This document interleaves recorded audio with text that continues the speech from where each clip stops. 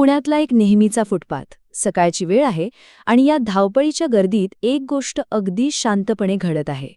सकाळची ती धावपळ, ऑफिसला जायची घाई, शाळेची वेळ, प्रत्येकाच्या पायात वेग आहे, डोक्यात विचार आहेत, आणि या सगळ्या धावणाऱ्या गर्दीच्या मधोमध तो माणूस बसलाय.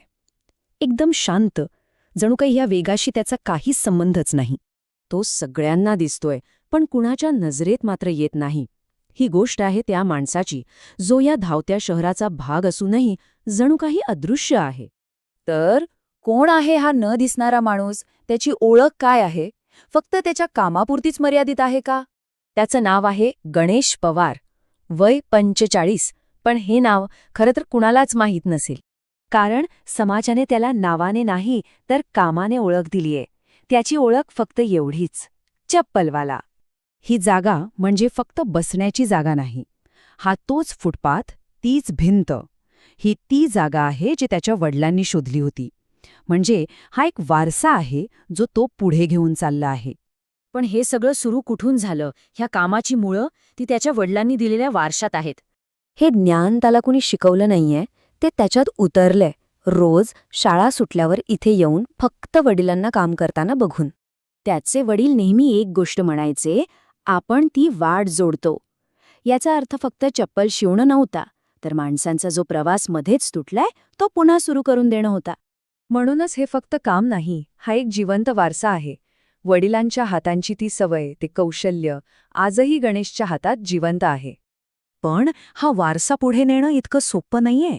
त्याच्या रोजच्या कामात एक न बोलल्या जाणारा एक मूक संघर्ष दडलेला आहे. सुई टोचते, धागा ओढला जातो, कधीतरी बोटातून रक्त येतं. तो ते शांतपणे पुसतो आणि काम पुन्हा सुरू होतं.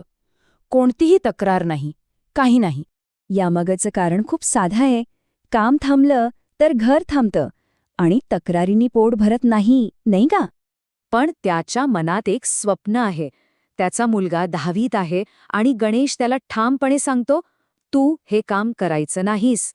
त्याच्या मुलासाठी त्याला एक वेगळी, दुसरी वाट तयार करायची आहे. आणि गंमत म्हणजे त्याच्या कामाच्या जागेसमोरच गणपतीचा मोठा उत्सव सुरू आहे. म्हणजे एकाच वेळी 2 जगं तिथे आहेत. एक विलक्षण विरोधाभास. एकाच फ्रेममध्ये 2 वेगवेगळ्या प्रकारची श्रद्धा दिसते.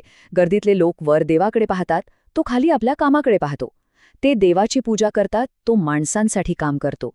पण दोघांचं ध्येय एकच आहे, एक चांगला उद्या. त्या भक्तांसाठी कदाचित तो रस्त्यातला एक अडथळा असेल, पण त्याच्यासाठी ती गर्दी, ते लोक एक जबाबदारी आहेत.